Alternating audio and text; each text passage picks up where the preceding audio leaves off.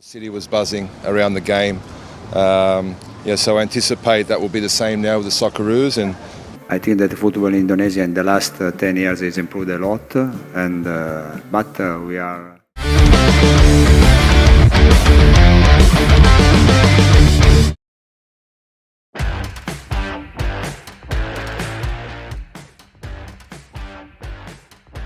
Grup C di babak ketiga kualifikasi Piala Dunia 2026 gak bisa dipungkiri menjadi grup yang gak bisa ditebak.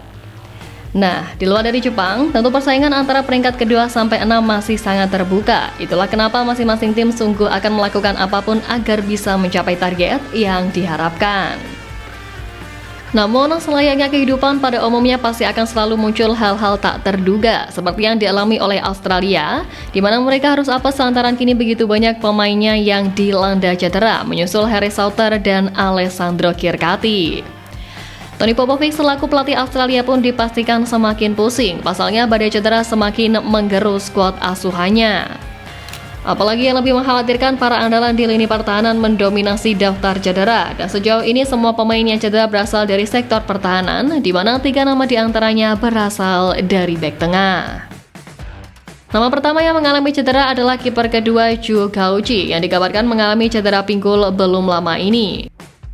Masih belum dikonfirmasi sampai kapan Zhu Gaoji absen karena cedera. Namun yang jelas, ini menjadi kerugian besar bagi tim karena Zhu Gaoji adalah salah satu andalan Australia di sektor penjaga gawang saat Matthew Ryan kehilangan performa terbaiknya di musim ini. Selain Zhu, nama terbaru yang dipastikan absen saat jumpa timnas Indonesia adalah bek tengah Portsmouth Hayden Matthews yang bakal absen selama 6 hingga 8 pekan usai mengalami cedera di bagian ankle. Lebih lanjut, nama terkini yang masuk daftar perawatan adalah Cameron Burgess yang mengalami cedera usai membela Ipswich Town di ajang Piala FA Inggris pada akhir pekan ini saat menghadapi Nottingham Forest. Kondisi tersebut membuatnya masih diragukan tampil untuk jumpa timnas Indonesia, dan kehilangan Cameron Burgess jelas merupakan pukulan telak bagi Tony Popovic. Hal ini karena dari 4 laga yang dimainkan oleh Cameron Burgess di grup C kualifikasi Piala Dunia 2026, skuad Sakeras benar-benar tidak terkalahkan. Tentu saja bagi Indonesia ini adalah sebuah keuntungan, mengingat kita baru aja ketambahan sosok penyerang baru dalam diri oleh Romani, yang juga bakal disusul oleh Emil Audero, Dean James, dan Cui Pelupesi. Kepercayaan diri 4 nama ini juga sedang tinggi-tingginya, di mana Dean James 2 kali beruntun mengantarkan Go Ahead Eagles menang atas PSV Eindhoven.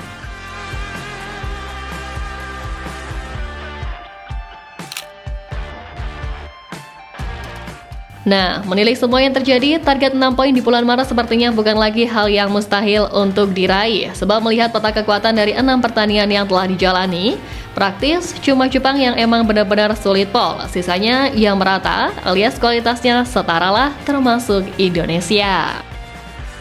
Tentu jelang melawat ke Aussie nanti, Coach Patrick Kluivert sudah mempersiapkan skema yang cocok untuk timnas Indonesia besutannya, di mana ia bisa menerapkan formasi 3-5-2 untuk meladeni Australia. Skema tersebut tak lepas dari warisan era pelatih Sintayong yang kerap menggunakannya, dan mungkin bisa dilanjutkan oleh Patrick Kluivert. 3 bek sejajar kemungkinan bisa ditempati oleh Rizky Ridho, J.I. Zes, dan Mitch Hilgers. Kemudian 5 gelandang tengah bisa diisi oleh Tom Hai, Marcelino Ferdinand, dan Ivar Jenner. 2 flank atau sayap kanan dapat diisi oleh Kevin Dykes dan di sisi kiri oleh Calvin Verdong. Sementara untuk 2 strikernya, Patrick Kluivert bisa mengisinya dengan nama Rafael Struijk dan Ole Romani. Selain skema 3-5-2, formasi 4-3-3 dirasa juga lebih identik dengan gaya permainan sepak bola Belanda dengan total footballnya. Skema ini cukup familiar bagi permainan mereka yang cenderung ofensif dan agresif. Dan untuk formasi ini, di depan gawang Marten Pas bisa diisi quartet back seperti Calvin Verdong, J.I. Zes, Mitch Hilgers, dan di kanan ada Kevin Dykes. Trio gelandangnya bisa diisi Tom Hai, Marcelino Ferdinand, dan Ivar Jenner yang bisa berkreasi dari sektor tengah. Adapun Trisula di lini depan, Kluivert punya opsi Rafael Struijk di kiri, Ole Romani sebagai striker tengah, dan Egy Maulana Fikri yang bisa dijajal sebagai penyerang kiri. Namun jika skema tadi masih dirasa kurang maksimal buat tim Garuda, formasi lainnya yang bisa dijajal oleh Kluivert adalah 5-4-1, di mana skema ini lebih cenderung untuk bermain sedikit bertahan dengan target minimal bisa mencuri 1 poin dari Sydney nanti. Namun dengan gaya permainan Belanda ala Kluivert dibantu Alex Pastoor dan Danny Lanza, skema itu bisa saja menjadi lebih menyerang sesuai dengan kebutuhan. Dari skema ini, 3 bek sejajar kemungkinan bisa ditempati oleh Rizky Ridho, Jay Ises, dan juga Misilgers. 2 flank atau sayap kanan dapat diisi oleh Kevin Dykes dan di kiri oleh Calvin Verdong.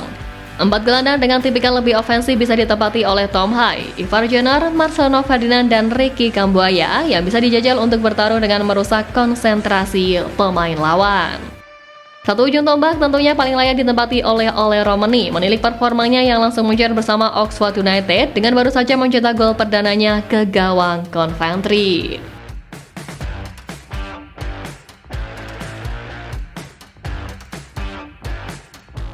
Yap, di luar dari itu semua, perjalanan Garuda dalam upaya menembus panggung dunia memang tak lepas dari sorotan media-media internasional atau bahkan tokoh-tokoh dunia termasuk Roberto Mancini. Sebelum ini, Mancini mengatakan kalau timnas Indonesia adalah tim terhormat yang tidak mudah terkalahkan seperti yang diharapkan para beberapa pengamat sepak bola dunia. Menurut Mancini, skuad Garuda memiliki sekelompok pemain profesional yang bermain di Eropa, tidak seperti timnas Arab Saudi yang sangat sedikit pemain yang berkarir di benua biru. Nah, menariknya, setelah Roberto Mancini dipecat dari kursi pelatih Arab Saudi, ucapan itu jadi kenyataan karena di bawah kepemimpinan Hervé Renard, The Green Falcons justru dipermalukan Indonesia dengan skor 2-0 pada 19 November tahun lalu. Hal ini sekaligus jadi membuktikan bahwa skuad Garuda yang sebelumnya dipandang sebelah mata menjelma sebagai tim mengerikan yang mampu menumbangkan tim sekelas langganan Piala Dunia. Bahkan Jepang yang menjadi tim satu-satunya belum terkalahkan sepanjang babak ketiga ini ikut mengakui potensi kebangkitan skuad Garuda yang bisa jadi ancaman buat Jepang di masa mendatang. Yap, melalui media Jepang mereka tak sungkan memberikan pujian buat kualitas skuad timnas Indonesia saat ini. News.go.ni.jp menyoroti barisan pertahanan timnas Indonesia yang sangat solid sehingga bisa membuat Australia dan Arab Saudi yang merupakan langganan Piala Dunia sangat kesulitan untuk mencetak gol. Dan puncaknya dalam ulasan tersebut, media Jepang itu memprediksi bahwa skuad Garuda bisa jadi pesaing berat Samurai Biru di level Asia jika terus diperkuat oleh pemain-pemain keturunan grade A dari Eropa. Mungkinkah Indonesia benar-benar menjadi ancaman bagi Jepang yang disebut-sebut sebagai negara terkuat di Asia? Di masa mendatang, Indonesia mungkin saja memiliki pemain-pemain berbakat dari Eropa dan pemain-pemain dalam negeri yang tidak kalah hebatnya dengan pemain-pemain Eropa yang akan menjadi batu sandungan bagi tim nasional Jepang. Ulas media tersebut.